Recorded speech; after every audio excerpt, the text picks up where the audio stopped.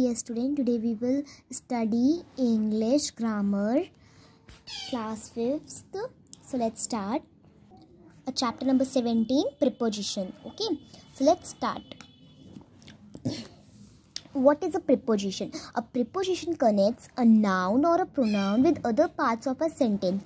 Preposition क्या होता है? Preposition noun और pronoun को दो अदर पार्ट्स में, बहुत सारे पार्ट्स में सेंटेंस के फॉर्म में कनेक्ट करता है. क्या करता है? कनेक्ट करता है. It is placed before a noun, pronoun और a noun phrases.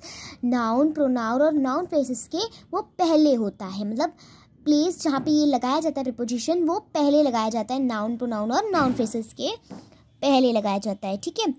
So for example, Rohan is playing with his pet dog Bruno. So Rohan is playing with his pet dog Bruno. वो रोहन जो है अपने पेट डॉग ब्रूनो के साथ खेल रहा है. तो यहाँ पे ये सब दो चीज़ें ज्वाइंट हुई. तो दोनों चीज़ों को ज्वाइंट करने के लिए हमारे पास क्या लगाया था? हम लोगों ने विद लगाया था. तो Rohan is playing his pet dog Bruno. तो किसके साथ? His pet dog Bruno. But इसमें बिना विद के हमारे कोई सेंटेंस बन ही नहीं सकता. तो यहाँ पे दो चीज़ ज्वाइन करके हमारे यहाँ पे प्रीपोजिशन बनता है. यहाँ पे कनेक्ट करता है प्रीपोजिशन. देखो विद आया तो Rohan is playing with his pet dog Bruno. The ball rolled under the table. Table के नीचे रोल्ड हुई. बॉल जो है वो नीचे रोल्ड हुई. ठीक है. She is holding a flower in her hand. उसने फ्लावर अपने हाथ में हैंड करा है. ठीक है. इन भी हमारा यहाँ हो गया. सिंपल प्रीपोजिशन और complex preposition. There have two preposition, a simple preposition or a complex preposition. What is a simple preposition? A simple prepositions are one word preposition. ये एक वर्ड का preposition होता है. ठीक है. एक वर्ड का preposition होता है. जैसे about, above, across, after, along, among, at, before, behind, below, beside, between and etc. हमारा यहाँ पे सिंपल प्रीपोजिशन के बाद कम्प्लेक्स प्रीपोजिशन होता है. कम्प्लेक्स प्रीपोजिशन क्या होता है? Complex prepositions are those which consist of more than one word. एक वर्ड से ज़्यादा कंसिस्ट करता है. जैसे according to, along with, away from, because of, due to, in addition to, in case of, in front of, spite of, instead of, up to, out of. ठीक है. तो यहाँ पे एक वर्ड से ज़्यादा वर्ड यूज़ हुआ है तो इसे कहते हैं कम्प्लेक्स प्रीपोजिशन और इसे कहते हैं सिंपल प्रीपोजिशन. ठीक है. सो यहाँ पे अब हमारे पास एक्सरसाइज आ गई है. सो हम फिल करते हैं अपनी एक्सरसाइज. चलो, underline a preposition in the following sentence. Right S above a simple preposition and C above a complex preposition. ठीक है. सो लिखते हैं आगे. यहाँ पे लिखना है हमें Aruna ordered a milk shake instead of an ice cream. तो ये कौन सा हुआ? यहाँ पे हमारे पास दो वर्ड यूज़ हुए, दो प्रीपोजिशन मतलब दो वर्ड्स यूज़ हुए, इंस्टेड ऑफ. तो ये हमारा हो गया, क्या हो गया? ये कम्प्लेक्स हो गया. तो यहाँ पे हम बना देंगे C. Manu wiped the water with a towel. तो यहाँ पे विद यूज़ हुआ है. ये हो गया हमारा simple preposition. A little boy learn to count up to 100. तो यहाँ पे अप टू लिखा इसलिए यहाँ पे हो गया कम्प्लेक्स, क्योंकि यहाँ पे दो वर्ड्स यूज हुए. Who is a girl standing behind Susan. तो बिहाइंड उसके पीछे. तो ये हमारा हो गया simple. My school bus stops right in front of my house. तो फ्रंट ऑफ इसलिए हो गया ये हमारा कम्प्लेक्स. ठीक है. इतना समझ में आया. अब हम आगे पढ़ेंगे. यहाँ पे मैंने एक्सरसाइज फिल कर ली है. आप लोगों के साथ में फिल करवा देती हूँ. सो B1, look at the picture, fill in the blanks with the correct preposition. The ant is dash the bottle and the cockroach is dash the bottle. देखो ये बनी हमारी यहाँ पे बॉटल. आपको मैं पास से दिखा देती हूँ. ये हमारी बॉटल बनी है. सो ये जो बॉटल बनी है यहाँ पे ये बोला गया है कि आंट कहाँ पे है. ठीक है. हमारी आंट कहाँ पे है और कॉकरोच कहाँ पे है. तो वो भी हम बता देते हैं। आंट हमारी बॉटल के अंदर है, तो इन का मतलब होता है किसी भी चीज़ के अंदर, इन मतलब होता है अंदर। तो यहाँ पे ant is in the bottle and the cockroach is dash the bottle. तो ऑन इसलिए लिखा है मैंने क्योंकि ऑन का मतलब ऊपर होता है ऊपर, तो बॉटल के ऊपर आंट कॉकरोच है, तो यहाँ पे लिखेंगे cockroach is on the bottle. The present is dash Swati, it is dash Sonali. तो ये जो प्रेजेंट है, ये जो गिफ्ट है, ये किसने प्रेजेंट करा है, किसको और किसको भेजा है। तो किसकी तरफ से ये स्वाति को भेजा है और किसको भेजा है, ठीक है। देखो ये प्रेजेंट किसने भेजा है, किसके लिए भेजा गया है, तो स्वाति के लिए भेजा गया। तो फॉर मतलब उसके लिए, किसी के लिए, ठीक है।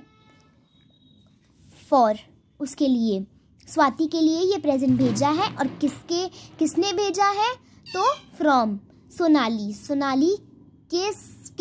सोनाली ने भेजा है, तो फ्रॉम उससे भेजा है, ठीक है। तो फ्रॉम होता है यहाँ पे, तो फ्रॉम लगेगा। One ball bounce dash the stool and the other bounce dash the table. तो यहाँ पे आपको दिख रहा होगा, यहाँ पे बना है स्टूल, है ना। सो एक बॉल बाउंस ही स्टूल के ऊपर से, तो ऊपर से के लिए हम लगाते हैं यहाँ पे ऑन, तो यहाँ पे लिखा है ऑन। और एक हमारी गई टेबल के नीचे से बाउंस हुई, तो उसे हम करेंगे अंडर। अगर हमारी कोई, अंडर का मतलब होता है नीचे, किसी भी चीज़ के नीचे। The balloon is dash the air, balloon हमारे कहाँ है, एयर में है, in the air. It was floating the sea, वो किस तरफ जा रही है, तो अबव द सी, ठीक है। So next question is C, look at the picture and write the Priya's cat Suzy is doing. तो यहाँ पे क्या लिखेंगे हम, वो बताते हैं। देखो यहाँ पे है, पहले नंबर पे क्या कर रही है कैट टेबल के नीचे बैठी है। तो टेबल के नीचे बैठने की वजह से टेबल के नीचे का सेंटेंस हम बनाएंगे the cat under the table. Under का मतलब टेबल के नीचे, तो the cat under the table. Second one क्या है, फ्रिज के पीछे है वो, तो the cat is hiding behind the fridge. Behind का मतलब होता है किसी भी चीज़ के पीछे, मतलब पीछे होता है किसी भी चीज़ के पीछे। तो the cat is hiding behind the fridge. The cat in the cupboard, तो कैट कहाँ पे है, कैट कबर्ड के अंदर है, तो इसलिए लगेगा in.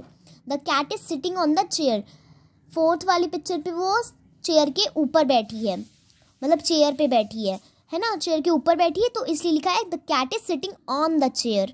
The cat is playing with a ball of wool. Fifth picture पे यहाँ पे जो कैट है वो वूल के साथ खेल रही है, इसलिए इज प्लेइंग विद, उसके साथ, विद का मतलब साथ में, तो with a ball of a wool.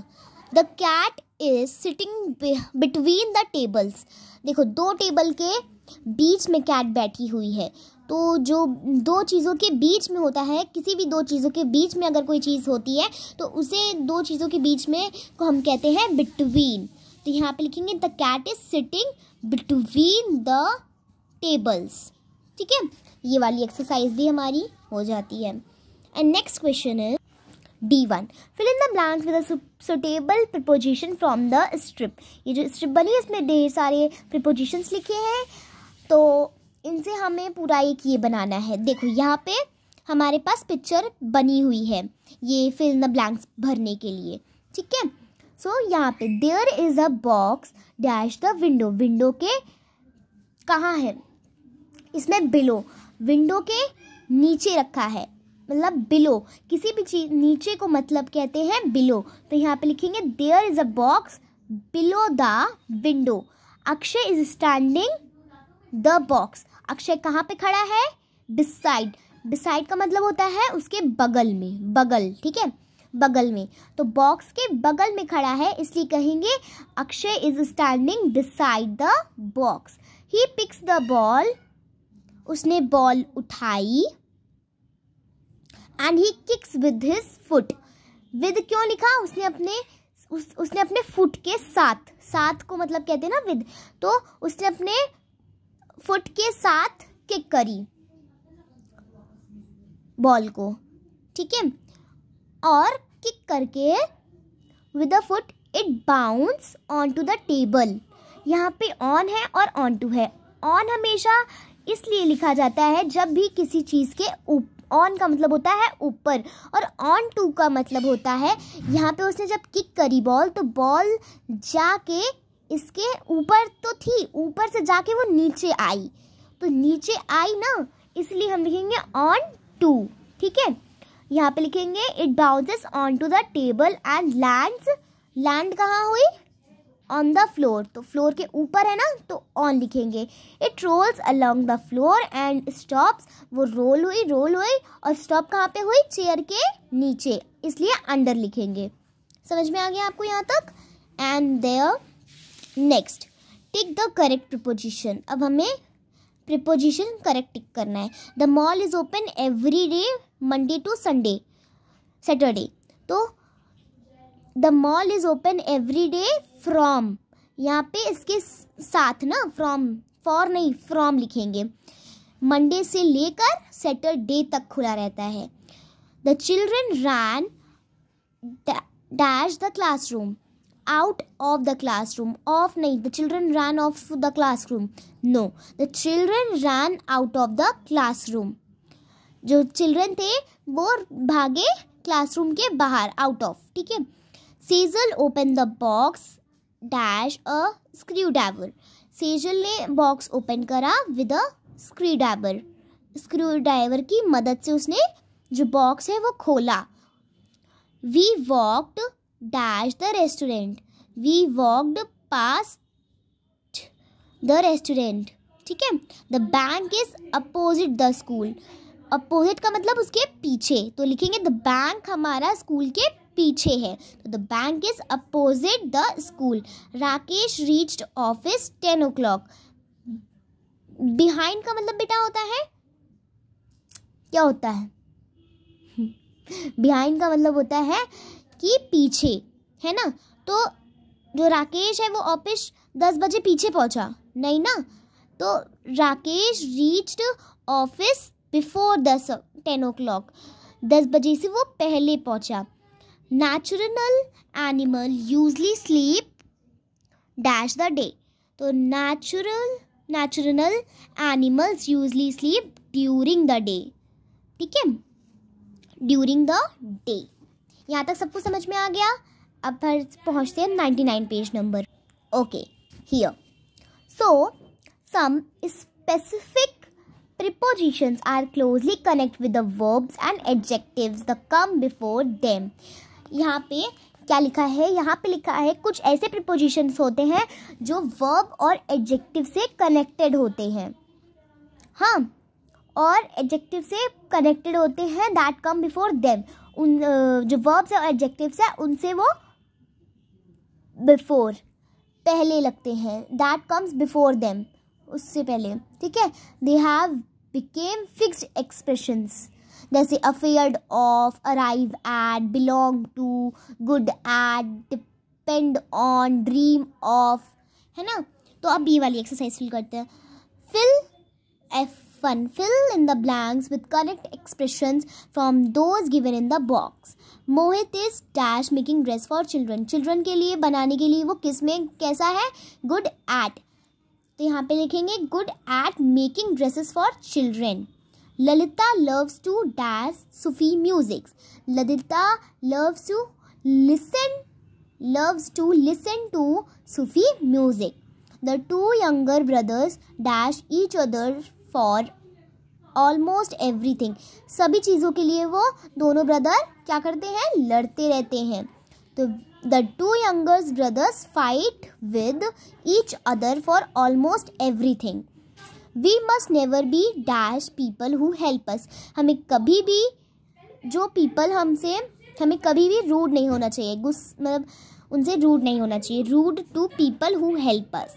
My mother was very dash me when I served the guest। Pleased। मेरी ममा मतलब my mother was very pleased with me when I serve the guests. My younger brother is dash being alone. My younger brother is afraid of being alone. So okay children, यहाँ से हमारा preposition chapter ख़त्म होता है. So I hope you like this video. If you like this video, so please like and share and subscribe to my channel and press the bell icon for the notification of any video. And thank you. Thank you so much.